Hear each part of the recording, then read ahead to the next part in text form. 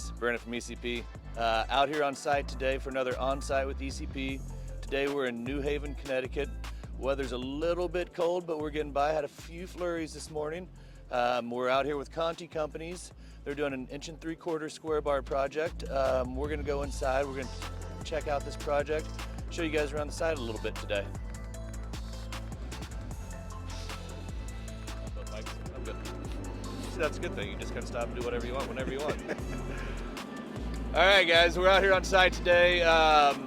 Told you just a little bit about the project. Now I've got Matt Conte here from Conte Companies. He's going to talk a little bit more about it.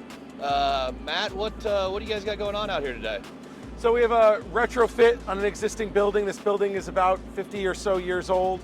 It is currently on timber piles, but they're now renovating the interior of it. So we have to add piles for the new foundations and the new slab. What size piles are you using out here? We're using the 1 3/4.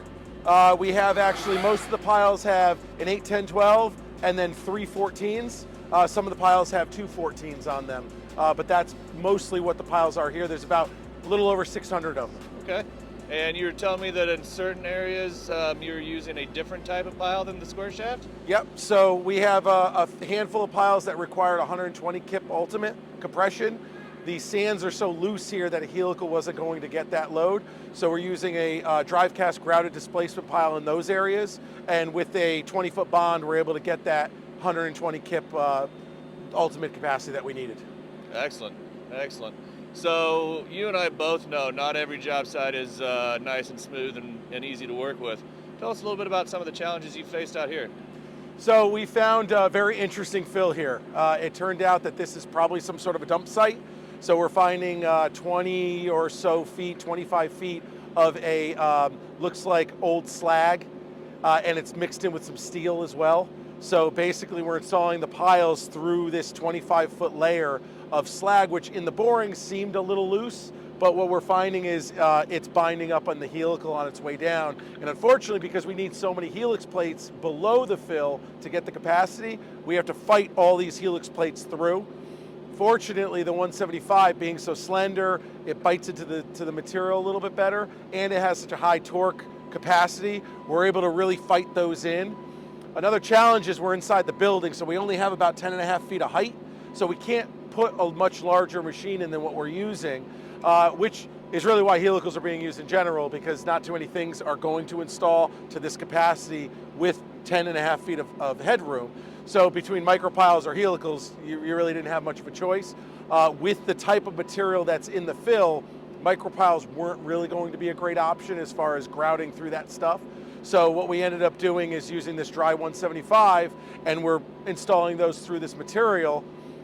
What we're finding is that the material is actually collapsing in on itself as we're installing through the fill. So by the time we put a pile through that, we have an open shaft of about 16 inches in diameter, about 15 feet down. So now we have a steel shaft with the high end of torque on the material with nothing holding it in place. So what we found is we're backfilling as we go. We're putting a little crushed stone in, we're putting a little dirt back in, and that's keeping the shaft in place while we're running the high end of the torque to get it through the fill. Yeah, I was gonna say, I just saw those guys dumping some buckets back there. So was that something that you guys had planned to do? Was that an audible at the last second? How did you figure out to do that? Definitely an audible. We weren't expecting that. I haven't seen too many piles that weren't displacement that created such a void here, and it just seems to be constant. And even if we back the pile out, more soil just falls in on it, and we're opening up caverns. We're filling about a half a yard of material in each pile, which is something that we've never seen without any type of displacement, to the point where even the material we're putting in and the crushed stone, it's actually sucking down with the pile as it goes down, which is totally new to us. These fill conditions have certainly been a challenge. We've got some video. We're going to walk around and get some more video, and if we see some more stuff, you might see Matt back on here in a little bit. All right, everybody, quick recap of the project that we just saw here. We were using our 1 3/4 square bar with heavy 1/2 inch flights with an 8, 10, 12 lead configuration. Those were followed by 2 or 3 extensions with 14-inch flights on them. So overall, these piles were 8, 10, 12, 14, 14, 14s in some cases, and 8, 10, 12, 14, 14s in the others. There was about 600 of those piles, and then there's about 20 of the 3.5-inch Drivecast piles. So all in all, about 615, 620 piles on this project. We're gonna get it wrapped up. Once Matt and his crew are done, we'll get a full case study together so you guys can see the results.